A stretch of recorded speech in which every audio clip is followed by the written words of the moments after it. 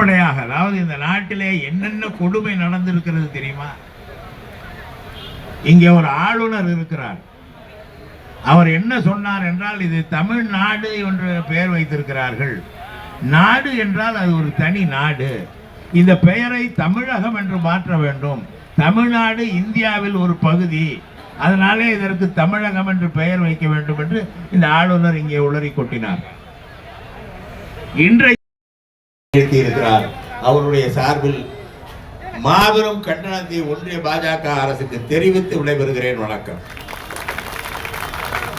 அனைவருக்கும் நன்றி உரை மாவட்ட பொருளாளர் தம்பி எம்ஆர் அவர்கள் தான் இருக்கிறது என்றால், ஒரு பிரதமரே ஒரு மாநிலத்தை எந்த அளவுக்கு ஏமாற்றுகிறார் என்பதற்கான அடையாளமாக தான் நம்மை பார்க்க வேண்டும்.